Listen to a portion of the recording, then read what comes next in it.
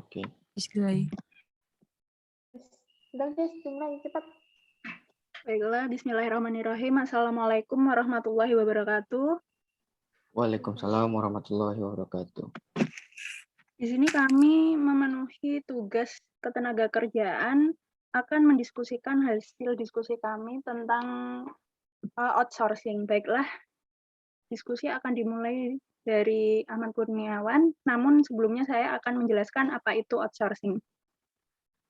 Outsourcing adalah praktik bisnis di mana perusahaan memperkerjakan pihak ketiga untuk melakukan tugas menangani operasi atau memberikan layanan bagi perusahaan luar yang dikenal sebagai penyedia layanan atau penyedia pihak ketiga mengatur pekerja atau sistem komputernya sendiri untuk melakukan tugas atau layanan baik di lokasi di fasilitas perusahaan yang memperkerjakan sendiri atau di lokasi eksternal.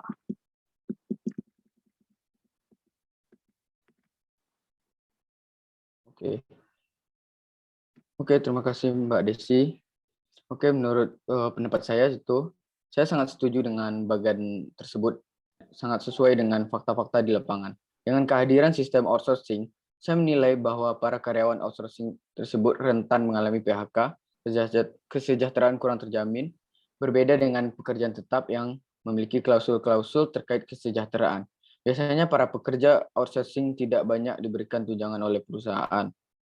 Begitu kekurangan lainnya itu para karyawan outsourcing disebut rentan mengalami PHK, kesejahteraan kurang terjamin, berbeda dengan pekerjaan tetap yang memiliki klausul terkait kesejahteraan. Dan biasanya para pekerjaan outsourcing tidak banyak diberikan tunjangan oleh perusahaan. Next.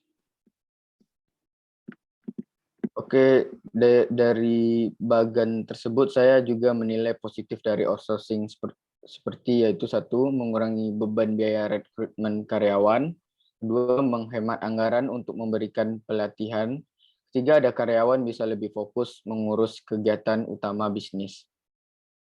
Oke, bisa digeser lagi.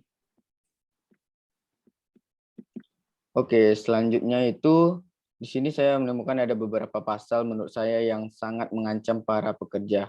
Pasal yang mengancam dalam RUU Cipta Kerja ini yang pertama yaitu pada pasal 59 ayat 1 yang dimana dia itu adalah menjelaskan tentang perjanjian kerja untuk waktu tertentu hanya dapat dibuat untuk pekerjaan tertentu yang menurut jenis dan sifat atau kegiatan pekerjaan akan selesai dalam waktu tertentu. Tentu dampak dari pasal 59 ayat 1 ini yaitu tidak ada batasan waktu sehingga kontrak bisa dilakukan seumur hidup, sehingga pekerjaan tetap akan semakin langka. Kedua yaitu karena status kontrak kerja bisa dengan mudah di PHK. Selanjutnya itu ada pasal 66 ayat 1 yang mana itu dalam isi pasalnya itu pekerjaan atau buruh perusahaan penyedia jasa atau pekerja buruh tidak boleh digunakan oleh memberi kerja untuk melaksanakan kegiatan pokok atau kegiatan yang berhubungan langsung dengan proses produksi, kecuali untuk kegiatan jaksa penunjang atau kegiatan yang tidak berhubungan langsung dengan proses produksi. Dampaknya itu yaitu dengan dihilangkan ketentuan ini, maka outsourcing bisa dilakukan bebas, maksudnya bisa dilakukan bebas di semua jenis pekerjaan. Yang ketiga yaitu ada pasal 88 ayat B. Maksud saya 88 ayat C. Satu itu isinya tuh gubernur menetapkan upah minimum sebagai jaring pengaman. Kedua itu upah minimum sebagaimana yang dimaksud pada ayat 1 merupakan upah minimum provinsi. Dampak ini, pasal ini sangat berbahaya karena menghilangkan upah minimum kabupaten atau kota dan upah minimum sektoral. Yang terakhir itu ada pasal 154A ayat 1, itu bunyinya itu pemutusan hubungan kerja dapat terjadi karena alasan perusahaan melakukan penggabungan, peleburan, dan pengambilan atau pemisahan perusahaan. Perusahaan melakukan efisiensi. Dampak tersebut yaitu pasal ini sangat berbahaya karena pengusaha bisa melakukan PHK hanya alasan melakukan efisiensi. Mungkin itu.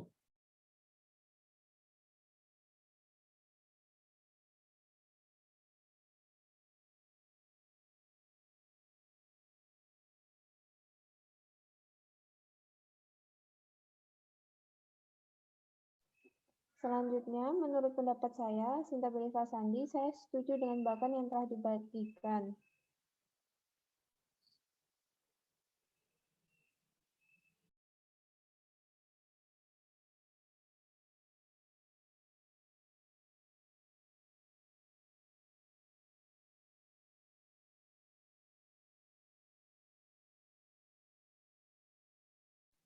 Maaf, saya ulangi. Menurut pendapat saya, Sinta Beliva Sandi, saya setuju dengan bahkan yang telah dibagikan. Seperti diketahui, buruh atau pekerja yang melakukan pekerjaan outsourcing memiliki kesejahteraan yang lebih rendah dibandingkan karyawan kontrak atau perjanjian kerja waktu tertentu dan karyawan tetap di perusahaan. Penghasilan karyawan outsourcing pun banyak dipotong karena harus berbagi dengan perusahaan penyedia SDM. Selain itu, karyawan outsourcing juga kerap tak mendapat jaminan perlindungan sosial serta tunjangan lain yang diterima karyawan kontrak atau tetap. Pada Undang-Undang Nomor 11 Tahun 2020 tentang Cipta Kerja menghapus ketentuan jenis pekerjaan yang boleh diberlakukan sistem alih daya atau outsourcing sebagaimana diatur dalam Undang-Undang Nomor 13 Tahun 2003 tentang Ketenagakerjaan. Seperti pada Undang-Undang Nomor 11 Tahun 2020 menghilangkan periode batas waktu kontrak yang terdapat di dalam pasal 69 Undang-Undang Nomor 13 Tahun 2003. Akibatnya, pengusaha bisa mengontrak berulang-ulang dan terus-menerus tanpa batas periode menggunakan PKWT atau karyawan kontrak. Padahal dalam Undang-Undang Nomor 13 Tahun 2003, PKWT atau karyawan kontrak, batas waktu kontraknya dibatasi maksimal 5 tahun dan maksimal 3 periode kontrak. Dengan demikian, setelah menjalani kontrak maksimal 5 tahun, maka karyawan kontrak mempunyai harapan dianggap menjadi karyawan tetap. Selain itu, pada Undang-Undang Nomor 13 Tahun 2003 juga menghapus batasan 5 jenis pekerjaan yang terdapat di dalam pasal 66 yang memperbolehkan penggunaan tenaga kerja outsourcing hanya untuk cleaning service, catering, security, driver, dan jasa penunjang perminyakan dengan tidak adanya batasan terhadap jenis pekerjaan yang boleh menggunakan tenaga outsourcing. Dengan kata lain, semua jenis pekerjaan di dalam pekerjaan utama atau pekerjaan pokok dalam sebuah perusahaan bisa menggunakan karyawan outsourcing. Dengan demikian, sistem kerja outsourcing, seorang buruh tidak lagi memiliki kejelasan terhadap upah, jaminan kesehatan, jaminan pensiun, dan kepastian pekerjaan. Dalam praktiknya, agen outsourcing sering berlepas tangan untuk bertanggung jawab terhadap masa depan pekerjaannya. Sekian. Baiklah, menurut saya sendiri, saya setuju dan sependapat dengan bagian yang telah dibagikan Ibu kepada kami karena keberadaan outsourcing menjadi pro dan kontra di Indonesia. Mereka yang kontra beranggapan outsourcing adalah bentuk perbudakan modern, sementara yang pro umumnya dari kalangan pengusaha berpendapat outsourcing sangat mendukung efisiensi perusahaan. Seperti dalam UU Ketenagakerjaan, outsourcing diterjemahkan menjadi penyerahan sebagian pelaksanaan pekerjaan kepada perusahaan lain. Bentuk pelanggaran yang kerap terjadi adalah pekerja outsourcing berstatus PKWT melebihi ketentuan waktu maksimal yang ditetapkan oleh UU Ketenagakerjaan. Padahal rambunya sudah jelas bahwa PKWT maksimal hanya boleh 2 tahun plus perpanjangan maksimal 1 tahun. Ketentuan tentang pembaruan PKWT pun seringkali dilanggar. Seharusnya pembaruan PKWT hanya boleh 1 kali dengan durasi paling lama 2 tahun. Namun yang terjadi adalah PKWT pekerja outsourcing diperbarui berulang-ulang atau lebih dari sekali.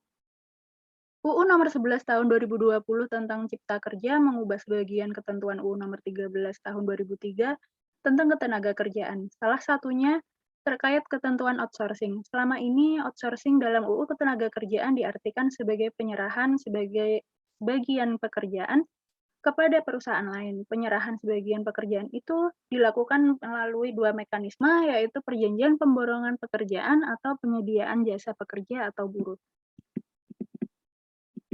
Kemudian selanjutnya, dalam UU Cipta Kerja mengubah ketentuan outsourcing dengan menghapus pasal 64 dan pasal 65 serta mengubah pasal 66 UU Ketenagakerjaan.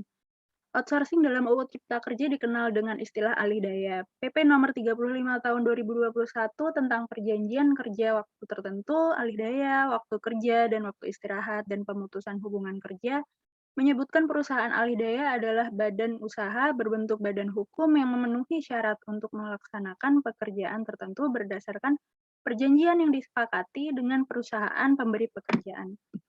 Perlindungan buruh, upah, kesejahteraan, syarat kerja, dan perselisihan yang muncul dilaksanakan sesuai peraturan dan menjadi tanggung jawab perusahaan alih daya. Berbagai hal itu diatur dalam perjanjian kerja, peraturan perusahaan atau perjanjian kerjasama. Selain itu, hubungan kerja antara perusahaan alih daya dengan buruh yang dipekerjakan didasarkan pada PKWT atau perjanjian kerja waktu tidak tertentu. Kemudian kesimpulannya adalah pada dasarnya outsourcing yang didapat sekarang sebaiknya tidak ada pembatasan kegiatan usaha utama dan penunjang. Pekerja alih daya bisa dilibatkan untuk pekerjaan inti atau utama atau produksi perusahaan.